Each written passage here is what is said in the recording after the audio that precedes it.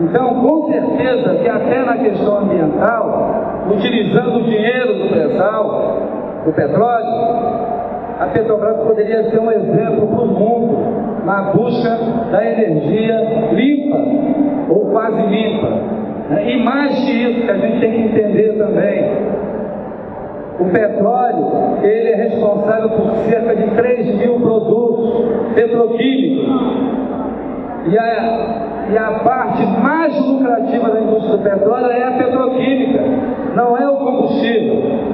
E aí também a gente tem que começar a responder essa ideia da Petrobras, do Brasil ficar colocando a Braskem, uma empresa privada, e na frente das petroquímicas, que é o braço mais lucrativo do petróleo, entregando aí para a empresa privada. Eu não quero entrar nesse mérito, mas é uma discussão que a gente tem que fazer em algum momento. Uma coisa que nenhum de nós entende.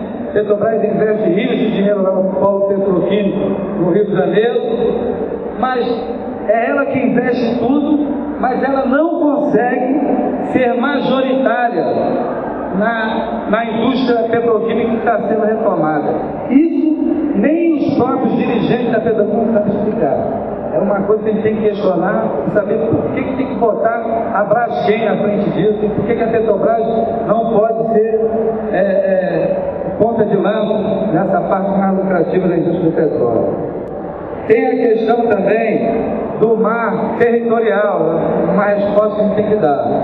O pré-sal, a ampla maioria das áreas está dentro das águas territoriais brasileiras. O único país que não reconhece as 200 milhas é os Estados Unidos e mais alguns países que sempre acompanham, como acompanha no boicote a Cuba, os países Israel e não sei mais quem. Mas é resolução da ONU as 200 milhas. Então, o nosso petróleo está, a ampla maioria, dentro de águas territoriais brasileiras. E o que não está foi descoberto pela Petrobras. O país mais próximo é o Brasil. Então aquilo tudo é nosso. E a Constituição diz que toda a riqueza do subsolo é nossa. A Petrobras descobriu, está no nosso subsolo, e a Constituição diz que toda a riqueza do subsolo é nossa. E aí tem uma outra discussão, que é a questão dos royalties, que é uma questão importante, mas não é a fundamental.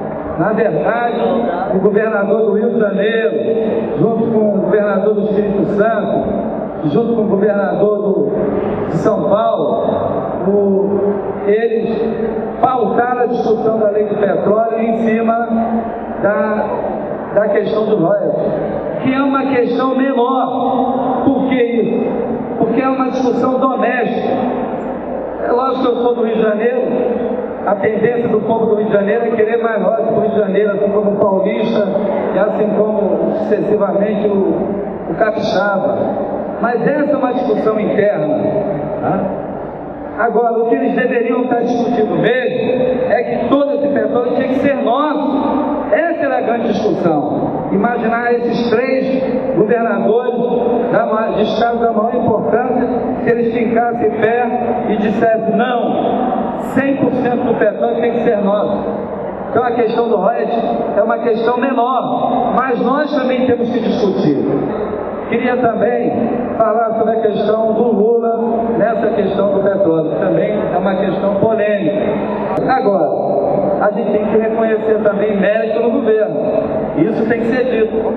E o governo Lula retomou o concurso público, retomou a indústria naval, que trouxe renda, emprego para o nosso país. Os estaleiros estavam tudo fechados, alguns estados nem tinham estaleiro. Então hoje o Brasil é o grande construtor de plataformas de navios para a Petrobras.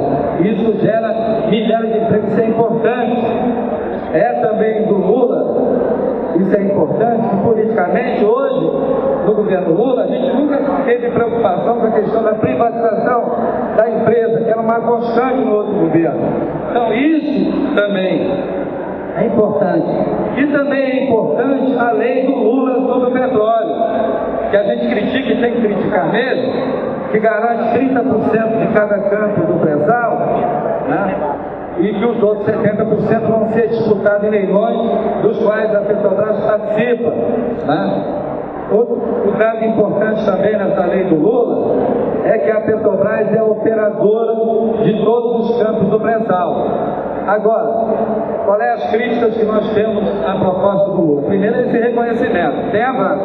É bem melhor do que a lei do Fernando Henrique. Tem um caráter estatizante, nacionalizante, a lei do Lula. Agora, quais as críticas que a gente faz e tem que fazer mesmo? Primeiro, por que não é 100% do petróleo para a gente? Por que não é 100%? Porque o Lula mudou a lei para a questão do pré-sal, mas no restante das áreas brasileiras vai continuar a lei do Fernando Henrique. E mais, quando o Lula lançou a lei do petróleo, 30% do pré-sal já estava leiloado. E é nosso apelo para que essas áreas sejam retomadas, principalmente do pré-sal logo de cara. Por quê? Tem uma defesa inconteste de que nas áreas do pré-sal o risco é zero.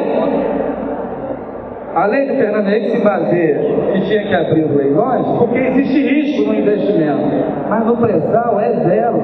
Todos os poços que a Petrobras furou no pré-sal deram óleo, então não tem risco financeiro. Então a gente acha que primeiramente o Lula tem que tomar logo esses 30%. Esse é o meu apelido carinhoso. Eu sou da cidade de Cachoeira do Sul, aqui do Rio Grande do Sul. Eu ouvi a meu apoio ao projeto do pré-sal. Eu pertenço à CUT, eu pertenço ao sindicato, ao Sintraju, eu sou funcionária da Justiça do Trabalho e me resolvi.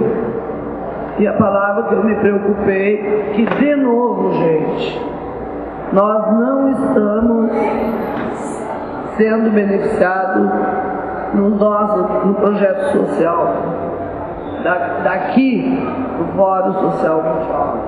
E algumas questões realmente precisam ser incansavelmente debatidas e explicitadas a todo o segmento por conta de que algumas dúvidas residem e elas persistem na medida em que entendemos que alguns setores da sociedade ainda continuam meio que acanhados com relação a essa discussão, porque só assim nós vamos garantir que realmente essa riqueza do pré-sal ela possa realmente ter esse papel essencial que terá nos próximos 20 anos. O recurso do petróleo seja utilizado para ajudar a pagar a dívida histórica que temos no nosso país com relação a essa questão, a questão racial. Para ilustrar ainda um pouco essa abordagem final do companheiro Emanuel, antes de passar aqui para o José Vicente, porque esse é um debate que a gente tem evitado nos movimentos sociais, evitado não o debate, mas que os movimentos sociais não entrem numa realidade de cada um começar a brigar para a aplicação do recurso na sua área, porque o recurso do petróleo, o recurso do pré-sal, a gente não tem nenhuma dúvida de afirmar que ele é suficiente para resolver todos os gargalos sociais da nossa economia. E só para exemplificar um pouco isso, tem aí na nossa cartilha, na menor estimativa do pré-sal, dos recursos presentes lá, e colocando o maior custo de produção, seria possível pagar durante 280 anos o orçamento da saúde. Seria possível pagar o orçamento da educação por 825 anos. Seria possível comprar 160 milhões de ambulâncias do SAMU. Seria possível a construção de 260 milhões de moradias populares, 41 milhões de postos de saúde.